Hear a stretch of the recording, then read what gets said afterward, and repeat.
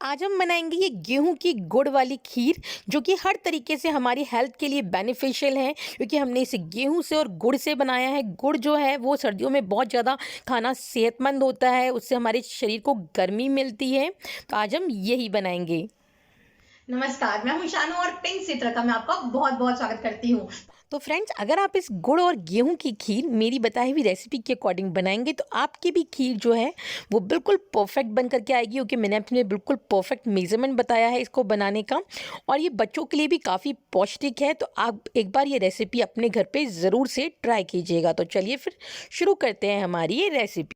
तो यहाँ पे इस खीर को बनाने के लिए मैंने आधा कप गेहूं ले लिए हैं। अगर वजन से नापें तो ये 150 ग्राम गेहूं है। इन्हें मैंने रात को ही भिगो दिया था और देखिए मैंने इसे सूखे कपड़े से पोंछ करके इस तरीके से सुखा करके यहाँ पे ले लिए हैं। आधा कटोरी गेहूं के लिए ये है मैंने यहाँ पे 750 ml दूध, मतलब 1.25 लीटर दूध है ये। और यहाँ पे लिया है मैंने ये 150 ग्राम गुड़। अगर आप चाहें तो इसको चीनी के साथ में भी बना सकते हैं, तो आपको इतनी ही मेज़रमेंट में यहाँ पे चीनी लेनी है। अब यहाँ पे ले लिए है मैंने कुछ ड्राई फ्रूट्स। तो मैंने लिए यहाँ पे 4 से 5 इलायची, 10 काजू और 10-15 बादाम। ये बिल्कुल ऑप्शनल है बट खीर में ड्राई फ्रूट्स अच्छे लगते हैं। तो सबसे पहले हम लोग यहाँ पे गेहूँ का छिलका उतार लेंगे। उसके लिए ले लिया है मैंने मिक्सर ग्राइंडर और इसके अंदर हम इस गेहूं को पल्सेस में चलाएंगे, मतलब 1 सेकंड के लिए चलाएंगे, फिर रोकेंगे, फिर चलाएंगे, फिर रोकेंगे।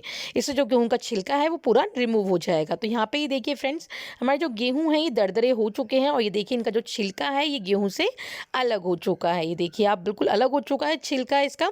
अब हम छिलकों को इसमें से निकालेंगे। तो इसके लिए अगर आप चाहें तो थाली में इसको गेहूं को डाल करके उनको फटक भी सकते हैं, या फिर अगर आप चाहें तो किसी भी बड़े बर्तन में इन गेहूं को निकाल लीजिए और फिर इसे पानी से 2-3 बार अच्छी तरीके से वॉश कर लीजिए। अच्छी तरीके से इनको मसल लीजिए, जिससे जो उसका छिलका है गेहूं का वो ऊपर आ जाएगा। फिर आप इस पानी को निकाल दीजिए, जिससे कि छिलका जो है वो निकल जाएगा। यहाँ पे देखिए फ्रेंड्स, छिलके जो है ये ऊपर आ गए हैं, तो मैं इसे 1-2 बार पानी से और धो लेती हूँ, जिससे कि जो ये छिलके हैं सारे के सारे इसमें से निकल जाएंगे। तो 1-2 बार इसको धो करके और पानी इसका निकाल देती हूँ, फिर दिखाती हूँ आपको। तो यहाँ पे देखिए फ्रेंड्स, हमने 1-2 बार और इसको वॉश कर लिया है और देखिए सारे छिलके जो हैं इसमें से निकल चुके हैं।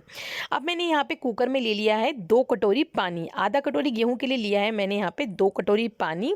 इसमें हम लोग ये वॉश किए हुए हमारे गेहूँ जो हैं इनको डाल देंगे और कुकर में इनको मीडियम गैस पे एक सीटी आने देंगे और फिर सिम गैस पे 10 मिनट तक इसको पकने देंगे। तो जब तक हमारे गेहूं पक रहे हैं तब तक हम लोग ड्राई फ्रूट्स को रोस्ट कर लेते हैं। उसके लिए मैंने कढ़ाई में 1 चम्मच घी डाल दिया है और उसके अंदर डाल दिया है मैंने कटे हुए ऑलमंड्स। इनको हम लोग लगातार चलाते हुए मीडियम गैस के ऊपर हल्का सा सुनहरा होने तक रोस्ट कर लेंगे। इस तरीके से रोस्ट किए हुए ड्राई फ्रूट्स किसी भी हलवे या खीर का जो टेस्ट है वो कई गुना तक बढ़ा देते हैं। तो यहाँ पे ये देखिए ऑलमंड्स का जो कलर है ये हल्का सा सुनहरा हो चुका है, तो हम इसे निकाल लेते हैं। और इसी तरीके से हम लोग मीडियम गैस पे ही हमारे काजू को भी हम लोग हल्का सा सुनहरा होने तक भून लेंगे। मैंने दूसरी गैस पे दूध को भी उबाल आने के लिए रख दिया है। दूध में उबाल आने के बाद में भी हमें उसे 10 मिनट तक पका लेना है, ताकि जो हमारा दूध है वो अच्छा सा गाढ़ा हो जाए। तो यहाँ पे ये देखिए काजू भी भुन चुके हैं, तो इन्हें भी मैं निकाल रही हूँ। अब यहाँ पे कढ़ाई में मैंने रख दिया है डेसिकेटेड कोकोनट। तो मैंने 2 टेबल स्पून लिया है यहाँ पे डेसिकेटेड कोकोनट। आप चाहें तो जो सूखा वाला नारियल होता है उसको ग्रेट करके भी यहाँ पे यूज़ में ले सकते हैं। इसे हम अच्छे तरीके से इसमें भून लेंगे हल्का सुनहरा होने तक। तो ये देखिए नारियल अच्छे तरीके से सुनहरा हो चुका है। तो अब हम इसे इसी कढ़ाई में छोड़ देते हैं, क्योंकि इसी में हम लोग गेहूं भी भूनेंगे। तो अब हम गेहूं को चेक कर लेते हैं। तो यहाँ पे ये देखिए जो गेहूं है ये अच्छी तरीके से ये देखिए गल चुके हैं। ये देखिए दाना दाना इसका अच्छी तरीके से गल चुका है। तो हमारे गेहूं बिल्कुल तैयार हैं।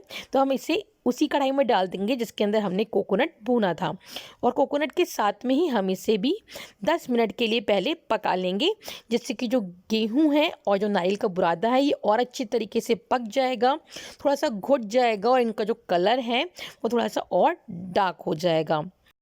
यहाँ पे ये देखिए फ्रेंड्स, ये जो गेहूं है और जो नारियल का बुरादा है ये अच्छी तरीके से भुन चुका है। इनका जो कलर है वो पहले की अपेक्षा काफ़ी ज़्यादा डार्क हो चुका है।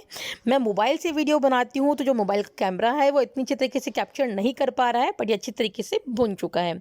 अब इस टाइम पे हम लोग इसके अंदर ये दूध जो है वो ऐड कर देंगे और इसे अब हम लोग गेहूं के साथ में अच्छी तरीके से 10 मिनट तक पकने देंगे, ताकि गेहूं और दूध बिल्कुल सेम कंसिस्टेंसी में आ जाएंगे।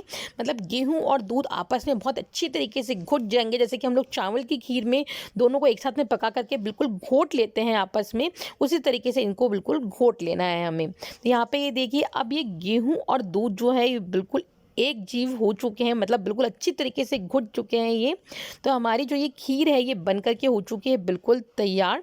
अब हम लोग गैस की फ्लेम को बंद कर देंगे और इसे थोड़ा सा पहले ठंडा कर लेंगे। जब हमारी जो खीर है ये बिल्कुल थोड़ी सी गुनगुनी रह जाएगी, मतलब बहुत ज़्यादा ठंडी भी नहीं है और बहुत ज़्यादा गर्म भी नहीं, हल्का गुनगुनी खीर हमारी रह जाएगी, तो हम इसके अंदर ये गुड़ को ऐड कर देंगे। अगर आप चीनी डाल रहे हैं तो गैस बंद करने से पहले ही डाल सकते हैं, पर अगर आप गुड़ डाल रहे हैं तो उस टाइम पे आपको खीर को पहले हल्का सा ठंडा कर लेना है और उसके बाद में ही आपको यहाँ पे गुड़ ऐड करना है। मैंने संग में ही इसमें ड्राई फ्रूट्स भी डाल दिए हैं और अब मैं डाल रही हूँ इसमें थोड़ा सा इलायची का पाउडर। अब हम इन सबको अच्छे तरीके से मिक्स कर लेंगे। यहाँ पे जो हमारी खीर है ये बस इतनी ही गर्म होनी चाहिए कि इसमें गुड़ डालने के बाद में गुड़ जो है वो आसानी से पिघल जाए, मतलब गुड़ इजीली हमारा डिज़ोल्व हो जाना चाहिए।